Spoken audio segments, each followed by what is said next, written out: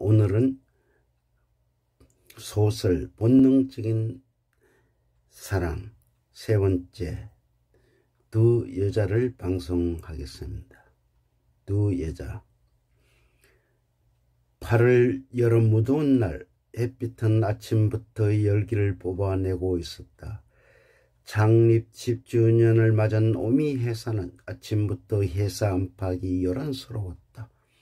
회사 전 사원이 회사 차량으로 색강이 흐르는 밤나무 숲이 우거진 밤골에서 부서별로 운동회를 갖는 날이다. 한낮 동안은 바리바리 준비한 음식과 술로 즐거운 하루를 보내면서 직원들 간의 친목을 다짐하는 특별한 날이기도 했어. 직원들은 직장 노동일로 육체적인 스트레스를 운동을 하며 풀어버리며 즐거운 하루를 보내는 특별한 날이다. 직장 야유 회로 밤골은 뜨겁게 달구던 무더운 여름날은 햇빛이 숲 덤불 속으로 사라지자 이내 밤골은 찌꺼기 빛마저 어둠으로 변해 구석구석 도처에 쌓였다. 시골 장날 파장한 것처럼 회사 사람들 모두 사라지자 혜린과 지숙은 밤나무 숲속에 달빛이 은빛 강물되어 흐르는 반달같은 강변을 걸으며 색강물의 속삭임 소리를 들었다. 모래자갈 사이로 속삭이는 강물 소리, 강물결 속으로 몸부림치는 달빛, 풀잎 사이로 나북거리는 바람 소리, 강물의 자갈 위로 쌓이는 웃음소리. 아름다운 두 여인은 생각과 마음의 빗장 거리를 풀어 숲속으로 던져버리고 둥근 달이 하늘 높이 솟아 잔별들을 삼켜버리는 모랫길을 걸었다. 곱비 풀린 두 여인은 검은 풀머리를 바람의 연기처럼 휘날리며 가는 허리 끊어져라 굽혀서 요사스럽게 웃으며 은빛 하얀 용단을 깔아놓은 강모래 위에 발랑 자빠져 누웠다. 무엇이 그렇게도 즐거운지 들고 있던 가방 속에서 소주와 오징어를 집어내어 마주보며 낄낄거리며 웃었다. 소주를 물소리와 달빛에 섞어서 목구멍으로 삼키니 창자로 내려가는 짜릿한 쾌감의 두 연인은 지난날의 넌더리 나고 지긋지긋한 부질없는 시간들을 잊어버렸다. 강변 사방의 모래와 숲의 언덕에는 흐느적거리는 고독은 쌓여서 울고 은빛 민물고기는 하늘 높이 달을 향해 날뛰기를 했다. 술잔을 거듭할수록 건드려하게 꼴까닥한 두 여인은 달빛을 깔아 뽀얀 침대를 만들고 서로 꼭 껴안고 바람난 동물의 암컷 수컷 모양 나뒹굴어 버렸다. 유신의 껍질을 벗기고 거꾸로 흐르는 강물 소리와 이런 물을 강불 속 물새 울음소리를 들으며 서로 첫사랑 남자와 함께했던 지나간 은밀한 세월을 생각했다. 하얀 모래 물에 벌떡거리는 두 마리 암민물 고기는 미친 듯이 왈카닥 부둥켜 안고 교태를 부리면서 개상한 울음소리로 파란 하늘을 향해 욕망의 이름으로 씨앗을 뿌렸다. 따스한 어느 봄날은 소리없이 성남시에도 찾아왔다. 봄바람에 엉덩이를 가붓가붓 흔들며 지수곤 비서실로 걸어갔다. 생산부에서 힘들게 노동일을 하는 지숙을 멋진 미모에 홀딱 반해버린 김달중 상무가 자신의 비서실로 발령을 냈다.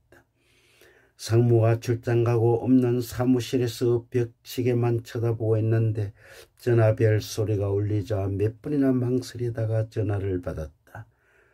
김상무 음성은 들리지 않고 충무가에 자기를 무척이나 좋아한다는 총각 직원이 퇴근 후에 만나자고 했다. 마지못해 만난다는 듯이 시간 약속을 한 지숙은 혼자 만나기가 못해서 친구인 혜숙이와 같이 간다고 말했다. 친구와 같이 와도 좋으니 8시까지 시청 앞 수중 숯불집으로 오라고 했다. 두 여인은 약속 시간에 맞게 산비탈 능선에 있는 벌집 같은 월세집을 걸어 나오는데 어둠은 야금야금 비탈에 숨어서 남아있는 햇빛을 삼키고 있다. 시간이 지날수록 어둠으로 짙어지는 밤하늘엔 수많은 작은 별들은 빛을 가득 담아 쏟아붓고 있다. 약속 시간보다 조금 늦게 두 여인은 식당에 도착하니 이미 두 남자는 어두운 구석 자리에서 기다리고 있다. 서로 마주 앉은 두 남녀는 서로 마주보는 사람끼리 짝이 정한 것처럼 자연스럽게 인사를 나누자 남자들은 다급하게 술과 안주부터 주문했다. 불판 위에 돼지 삼겹살이 익듯이 남자와 여자의 어색한 생각과 마음은 동물의 암컷 수컷 냄새에 풍기며 잘 익어 엉겨 붙었다.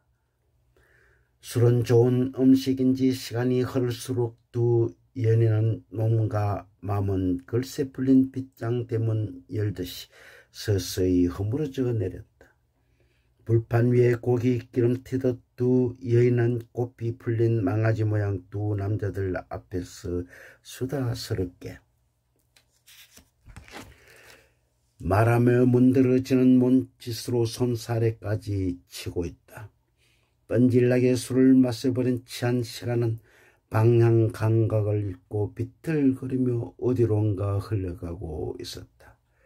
백지부터 술꾼들이 떠들썩하게 찌꺼리며 수근거리던 소리들은 검은 연기처럼 서서히 사라졌다. 객군이 없는 식당 안에 아줌마는 계산대에서 졸고 있는데 갑자기 장승처럼 벌떡 일어난 지숙은 화장실로 간다고 비틀거리며 후닥닥 나가버렸다. 후끈하게 달아오른 얼굴로 어두운 화장실의 커다란 양변기를 부둥켜 안고 목구멍까지 차오른 우물과 함께 눈물 콧물 뒤범벅 만들어 쫙쫙 토해냈다.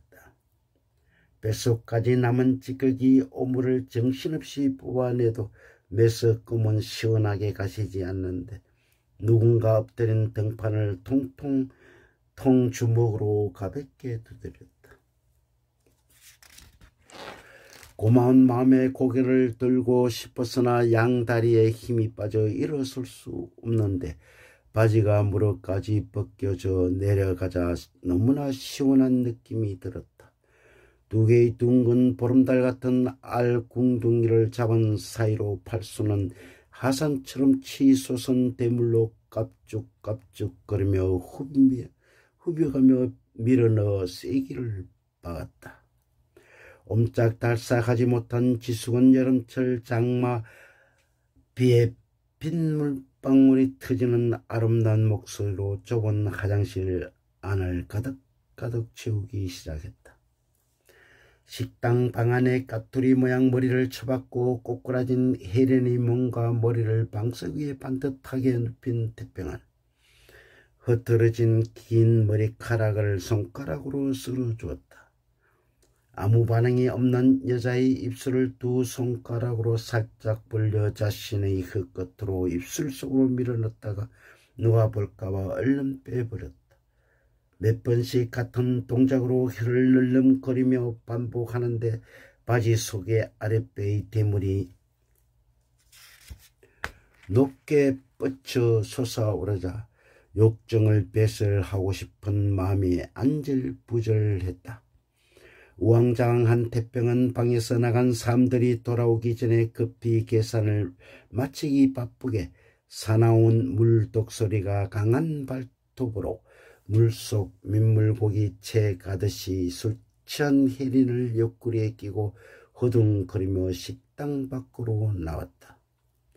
어두운 고사길을 돌아가며 여간을 찾는데 혜련이 불룩한 전무덤이 팔뚝에 짓눌려 닿는 감촉이 도실도실한 것이 너무나 기분이 좋았다. 허리 밑으로 처진 통통한 엉덩이를 손바닥으로 태평한 밀어 올리면서도 무거운 줄 모르고 좁은 길 모퉁이를 강물 위에 날필이 날듯이 유유낙낙하게 돌아서 나왔다.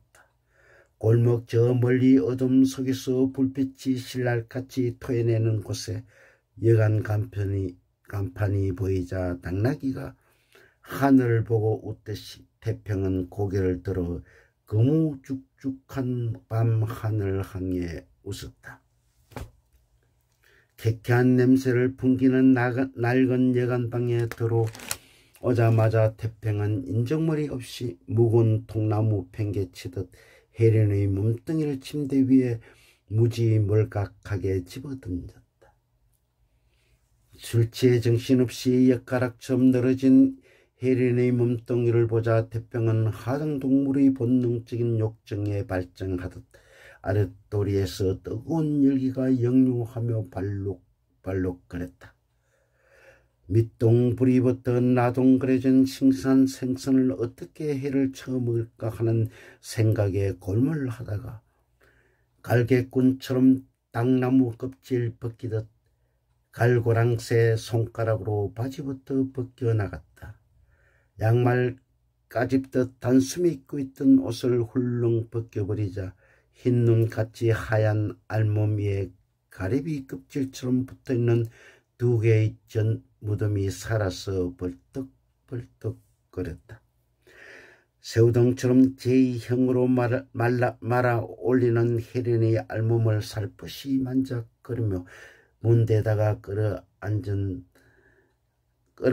태평한 날반죽하듯 주물럭주물럭거리며 지친 몸과 마음을 물에 물감 풀듯이 여인의 육체의 아름다움을 탐미하며 본때를 보인다는 생각을 했다. 본능적인 동물의 행위도 사랑이라는 거창한 미명 아래 모든 것이 합리화되어 나갔다.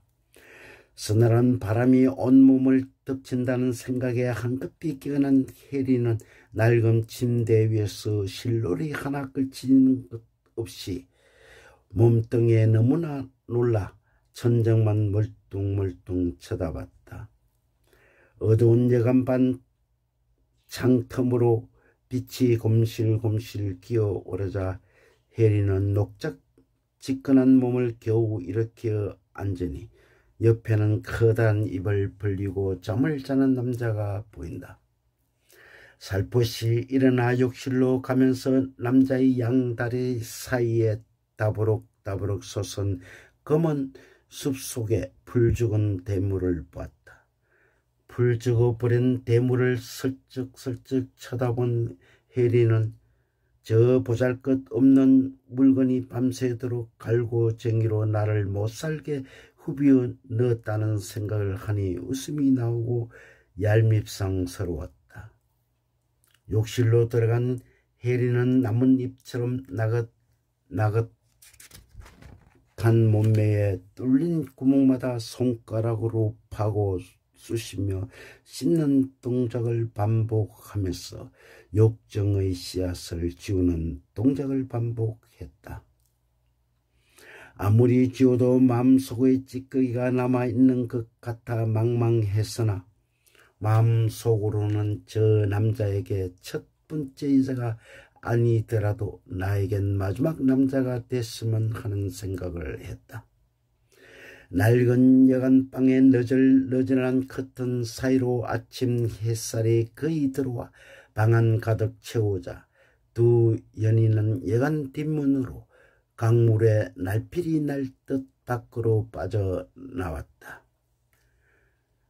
좁은 골목길 구석구석마다 부서진 유리 조각을 가득히 쌓아서 흩어 뿌려놓은 듯이 이른 아침 햇빛은 눈부시게 빛나고 있었다.